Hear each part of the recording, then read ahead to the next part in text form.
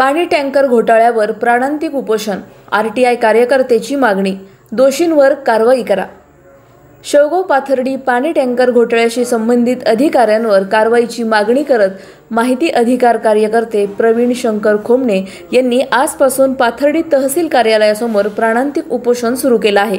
2017-2018 मध्ये शेवगाव व पाथर्डी तालुक्यात दुष्काळी परिस्थितीत टँकरद्वारे पाणी पुरवठा करण्यात आला होता। मात्र या टँकरच्या खेपांमध्ये अनेक अनियमितता झाल्याच्या तक्रारी समोर आल्या।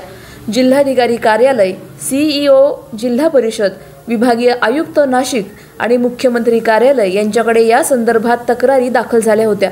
परंतु या तक्रारींची कोणतीही शहानिशा न करता संबंधित गटविकास अधिकारी, पाणी पुरवठा अभियंते आणि लिपिक यांनी ठेकेदाराला करोडो रुपयांची बिले अदा केली।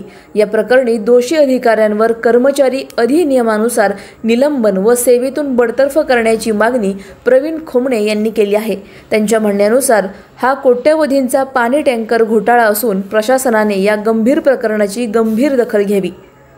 मी प्रवीण शंकर खोमणे, राहणारे रणगाव, भागवत तालुका, शेवगाव जिल्हा अहिल्यानगर। मी आज पाथर्डी तहसील कार्यालयासमोर यासाठी उपोषणाला बसलो आहे। शेवगाव पाथर्डी तालुक्यात 2017-18 साली भीषण असा दुष्काळ पडला होता। त्या दुष्काळात शेवगाव पाथर्डी तालुक्यात जनतेला गावोगावी पाणी पुरवठा करण्याचा टँकर ठेकेदार यांनी अनियमितता केली आहे व या संदर्भात विभागीय आयुक्त, सीएमओ कार्यालय, कलेक्टर अहिल्यानगर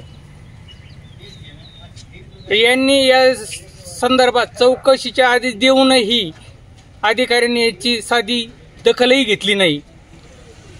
या करोडो रुपयाच्या घोटाळ्याची बिले अदा केलेली आहेत, तरी हे बिले अदा करण्याचा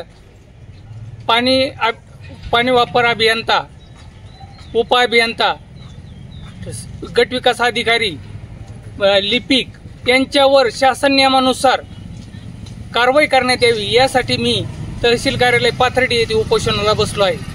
स्टार इंडिया 1 न्यूजसाठी प्रतिनिधी अक्षय वायकर, पाथर्डी। अधिक माहितीसाठी स्टार इंडिया 1 न्यूज पाहत रहा।